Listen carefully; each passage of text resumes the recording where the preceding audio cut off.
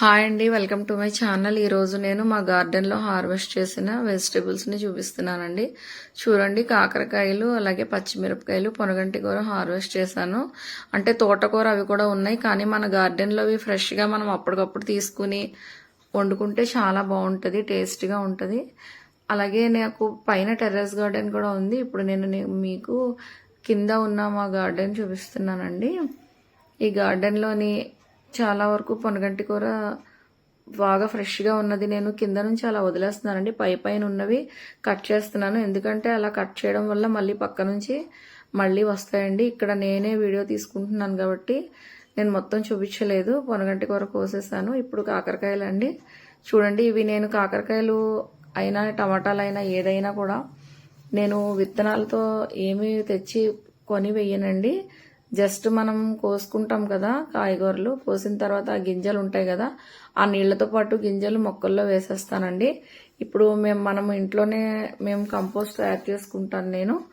దానివల్ల నేను అలాగే లిక్విడ్ కంపోస్ట్ అన్ని కూడా తయారు చేస్తాను, ఫెర్టిలైజర్స్ కూడా తయారు చేస్తానండి. మనం బియ్యం కడిగిన నీళ్లు అలాగే మజ్జిగ మిగిలిపోయినవి అన్నీ ఉంటాయి కదా వాటర్లో, అండ్ కోడిగుడ్లు ఉడకబెట్టినవి, బంగాళదుంప ఉడకబెట్టినవి అన్ని వాటర్ అంతా కూడా నేను వాటర్ వేస్తూ ఉంటానండి. వాటర్తో పాటు ఈ లిక్విడ్ ఫెర్టిలైజర్స్ ఇస్తూ ఉంటాను. చూసారా, ఇక్కడ నేను చూసుకోలేదు, కాకరకాయ పండిపోయింది. ఇప్పుడు ఇది ఉంది కదా, ఇదే విత్తనాలు. చూడండి, గింజలు ఉన్నాయి కదా, ఇలా వేసేస్తాను అంటే అవే వచ్చేస్తాయండి. ఏమి పాతని కూడా నేను జస్ట్ వేస్తేనే వచ్చేస్తాయి.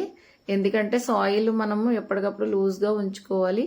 మనం ఇచ్చే ఫెర్టిలైజర్స్ అలాగే కంపోస్ట్ మిక్సింగ్లో సాయిల్లో ఉంటుంది కాబట్టి దానివల్ల మనకి ఎలా అయినా న్యాచురల్గా పండుతాయండి. చూసారా, ఈ కాకరకాయలు ఇవన్నీ ఎన్ని ఉన్నాయో, చిన్నవి నేను వదిలేసి పెద్దవి తీస్తున్నానండి. ఇలా కాకరకాయలు మెస్లోకి లోపల నుంచి బయటకు కూడా వచ్చేసాయండి. చూడండి, ఇక్కడ బయట నుంచి కూడా వచ్చి నేను హార్వెస్ట్ చేస్తున్నాను. ఇప్పుడు పచ్చిమిరపకాయల దగ్గరికి వచ్చాను. పచ్చిమిరపకాయలు చూడండి, ఇవి కూడా పండిపోయినాయి. ఇవి పండుగ ఉన్న మిరపకాయలు పచ్చడికి చాలా బాగుంటాయండి, రోటి పచ్చడికి. అలాగే నేను పచ్చివి పండువి రెండు కలిపి కూడా తీసేస్తున్నాను.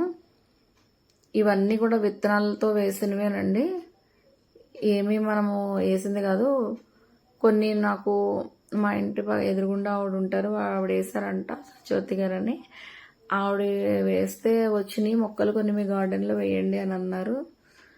నేను చాలా వరకు విత్తనాలతోనే ఆనపకాయలు, గుమ్మడికాయలు అన్ని పాదులు కూడా విత్తనాలు వచ్చినవి అలా వేసేయడం వల్ల వేస్తాయండి.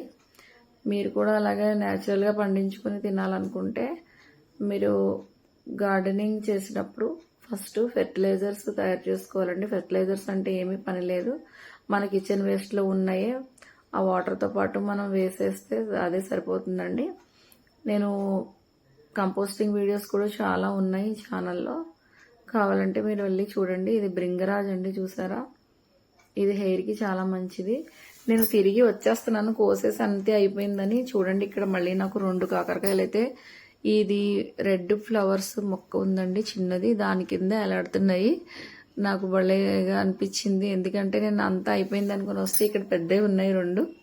నేను ఒక్క చేత్తోనే వీడియో తీస్తున్నాను, ఒక చేత్తో కట్ చేస్తున్నాను కాబట్టి నాకు కట్ చేయడానికి కొంచెం ఇదైంది. అలాగే కట్ చేశాను. ఇవి 2 మాత్రం బాగా పెద్దవి ఉన్నాయండి. కిందకు ఉండిపోవడం వల్ల తెలియలేదు. ఏ మొక్కకైనా మనం పాదు మొక్కలకి కింద చూసుకోవాలండి, కింద నుంచి కాస్తాయి, పైన కనబడదు, ఆకులు కింద ఉంటాయి. అవి నాకైతే చాలా హ్యాపీగా అనిపించిందండి.